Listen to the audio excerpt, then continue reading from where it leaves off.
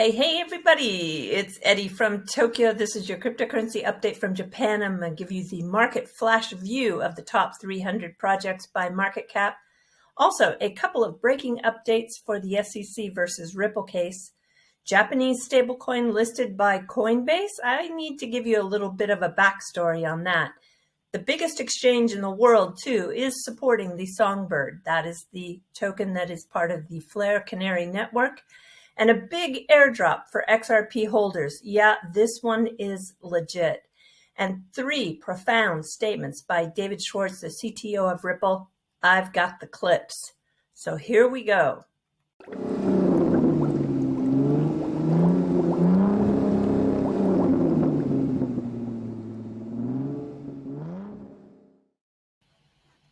What you're looking at here is the top 300 projects by market cap. You can see it's mixed, but mostly in the red. However, there are a few that are eking out some gains in this $2.8 trillion market. It has lost, the market as a total has lost a little bit of capital, but still it's seemingly holding its own. I think we are very much connected to the US stock market. And though the market did have a positive day, I think the scare of this hyperinflation has a little bit of hesitancy when it comes to investments. I think people are stepping back and trying to really get a feel and a scope on the marketplace. And for those of you who think that crypto is a hedge, I am not sure about that because we have never seen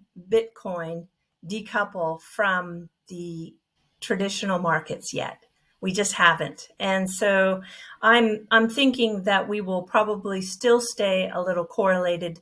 And I think it's important to watch how the traditional markets go. All right. But in looking at those projects that are moving into the green, despite Bitcoin pulling a lot of them down, we have Decentraland, which is MANA.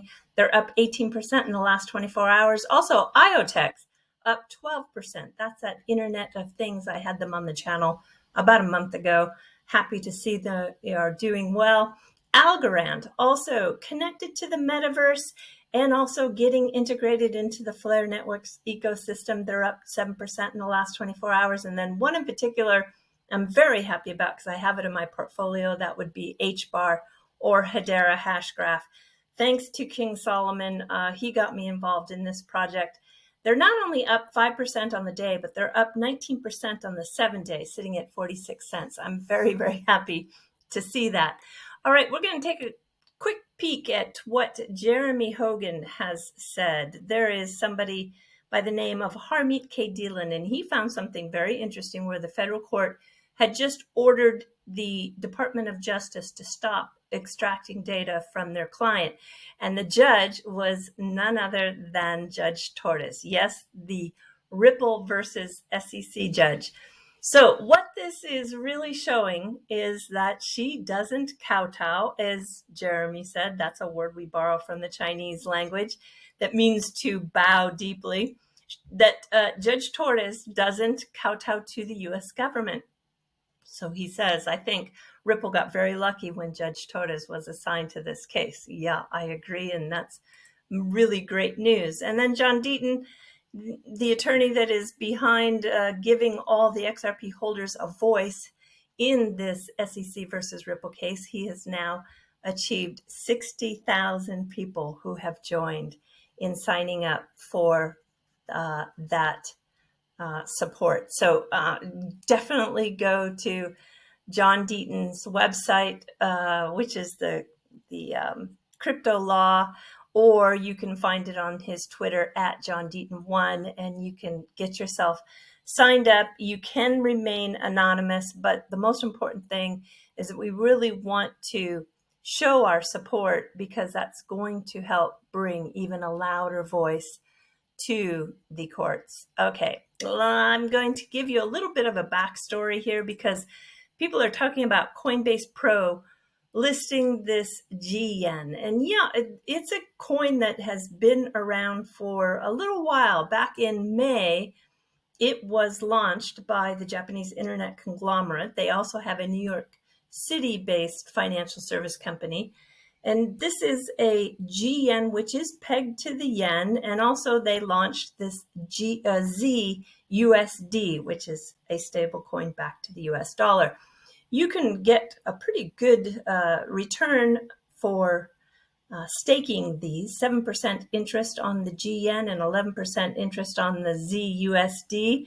But Coinbase was not the first to have it listed. It's also listed on Liquid, Nexus, Celsius, and Binance. And speaking of Binance, I am so happy to tell you that Binance, who accounts for 70% of the crypto exchange transactions worldwide, is going to support Songbird, and also the Binance US has decided to reverse their decision made by the predecessors of Brian Schroeder, and they too are going to support Songbird. This is fantastic. You know, many people in the space were trying to make a mountain out of a molehill, I think, with a few strictly regulated countries, including Japan, stopping services. And I've always said that CZ is going to figure out his regulations, and I still believe that. With the following of his accelerator initiative that he did in France with 116 million, he's decided to settle down, it looks like, in France to establish his headquarters. So I am just sure that CZ is going to remain a dominant player in the space. And I'm so happy that both Binance US and Binance are going to support that Songbird airdrop. We're going to talk about another airdrop in this video too, that if you're an XRP holder, you don't want to miss. It's a real legit one. So talking about Songbird, well, you have to really pay attention to what Bifrost is doing. This is a wallet that allows you to stake right from the wallet. And they have a new version, their 0.2.4. It's just been released, and so it'll come out in stages. So if you don't see it on the iOS or Play website, it's coming within the next couple of days. But it gives you more details on the transaction types. So for wrapping, unwrapping, delegating, undelegating, and claiming, you now can see much more rich transaction history. So that's a very good thing. Now, talking about airdrops, we want to talk about the airdrop that's coming from Sologenic. Sologenic is a sophisticated trading ecosystem that is on top of the XRP Ledger. They have been in the community for quite some time now. And this airdrop is going to be, I think, very successful. You want to, though, you have to set up a trust line to the Solo gateway. And if you hold Solo or XRP, and have it at the time of the snapshot, which is on December 24th, then you're going to qualify for the airdrop. They're going to drop 200 million, and it's going to be 50-50. So 50% of that will go to XRP holders and 50% will go to the Solo holders. And the amount you received is really going to depend on the number of XRP or Solo that you have. You'll get 5 Solo for each Solo holding and 0.2 Solo for each XRP that you hold. So whether or not you are on some wallet, Ledger, Decent, or the Solo wallet, I'm going to put a link to this in the description below. You'll want to just pay attention to the details because I don't want to see you miss it. I saw a few people over the course of the last few months that missed out on Songbird, and they're going to miss out on the Flare Spark token too, and that's just not necessary at all. All right, we are going to give a shout out to Jomu Sojan, who always is giving me really good finds. And he actually found something from Darren XRP, and so or is it XRP Darren? It's XRP Darren. I missed it from Darren. I'm a Patreon member of his, and I love his work a lot. It's worth every bit that I pay out to be a member of his group. But I missed this. I'm actually, if you notice, my background is different right now. I'm in a hotel room. I'm traveling, and so I'm a little bit off my schedule. So I want to just give both of them a shout out because they brought to my attention an amazing video that David Schwartz showed up on, and he gave a presentation on the XRP Ledger. And I have 3 clips that are must see and must hear. So let me play the first one for you. We are talking about how the XRP is such an incredible big deal. It really is, settling in seconds and for fractions of a penny. But when you can actually connect the whole world in a open source manner that is interoperable, it's a big deal. Okay, just listen to David here. So what does that mean? Imagine every major institution in the world, and I mean every major institution in the world, able to settle every major asset. That's dollars, that's rupees, that's euros, that's Japanese yen, you name it, with every other institution in a compatible jurisdiction. You're not going to see, U.S. banks settling with North Korean banks. So again, every major institution in the world settling every major fiat asset with every major institution in a compatible jurisdiction in seconds, or pennies, or fractions of a penny. How is that not mind-blowing? Every institution in the world can move every fiat asset to every other institution in the world in seconds for a penny, as long as the jurisdictions are legally compatible. How is that not an incredible big deal? That can happen when the systems are independently secure and interoperable. That is a very big deal. That is a very big deal. And he's getting into how those federated side chains with the CBDCs, the central bank digital currency section of his presentation. All right, let's listen to the next one. Here he is really talking about how he's had developers actually come back and ask him, this can't be correct. I must be doing something wrong here because the XRP Ledger is just too fast. I must be doing something wrong. Okay, so listen to this. XRP Ledger's hyper-efficiency and liquidity enables developers globally to support numerous use cases from DeFi, payments, consumer applications.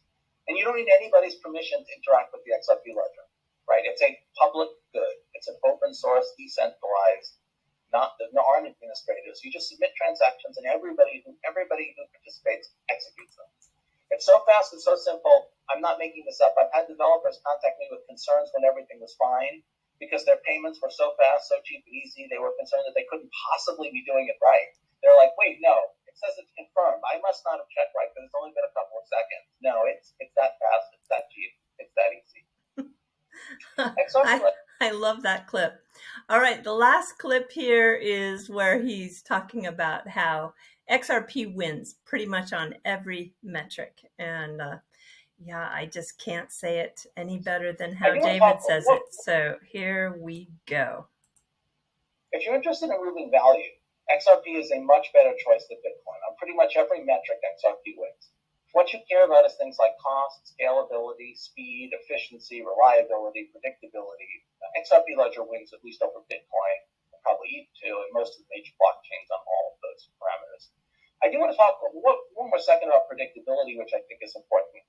XRP doesn't have Bitcoin's block time variability or Ethereum speed variability, and that's because it doesn't use proof of work but proof of stake. It uses a sort of distributed agreement algorithm.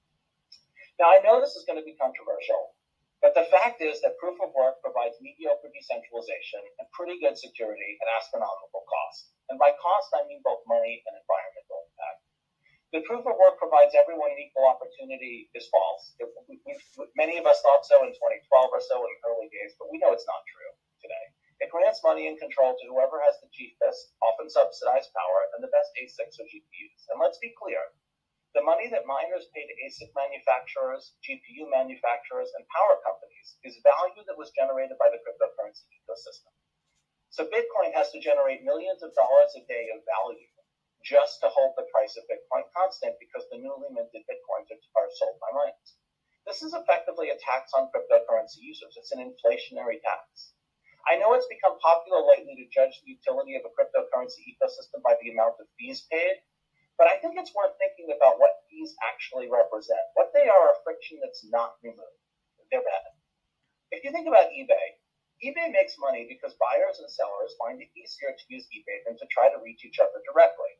eBay provides conduits for money to flow, it provides reputation management, listing, search, it provides all these features that provide a benefit to both buyers and sellers. And if buyers and sellers find it useful, they'll use eBay, and eBay will make a lot of money. And the more useful they find it, the more money eBay will make.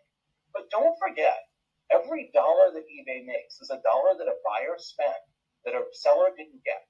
There's residual friction in the system. Profound. I love it. I love all three of those clips. The whole presentation was fantastic. I'll put a link to it in the description below if you want to listen to it in its entirety. But I think we're going to jump to the fluff, and I just want to let you know that, yeah, even though I'm traveling, I'll do my best to give regular updates. We're going to talk about the 40,000 taxis that are on the road in Tokyo. Can you imagine? Just the city of Tokyo. And the largest company is a company called Nihon Kotsu. They have about 5,000 of those 40,000. And most of the taxis, and I couldn't really easily find a picture, but it looks just like this, except they have a blue cherry blossom with an N in the middle for Nihon, which means Japan. So the blue cherry blossom is what you're going to typically see, but there is a gold one driven by the experienced drivers. In 2012, they started this, and they only had just five. And they were considered kind of a lucky taxi, right? 5 out of the 5,000. But this year in 2021, just recently, they added 2 more. And they are now in a pink version. And they have the N in the middle.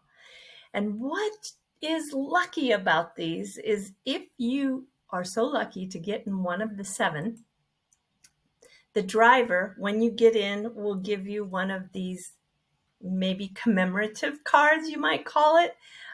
It's a card that tells you that you got so lucky, you're so fortunate to get on board the special lucky taxi.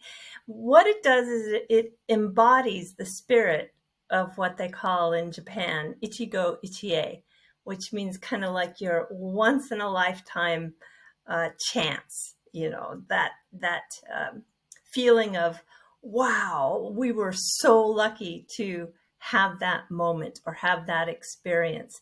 This is the backside of the card, and this N, which if you are speaking in Japanese, N means that lucky fate or that chance to get kind of almost a carpe diem, to seize the moment.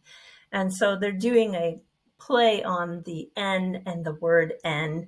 And it's really kind of gives you that treasure of a once in a lifetime moment. And I think it's really great to give just random people who are taking a taxi that feeling like they got a once in a lifetime moment. Yeah, one of the 7 of 5,000 that are roaming the city. I think it's kind of cool. All right, everybody, do take care. Sayonara for now. Bye-bye.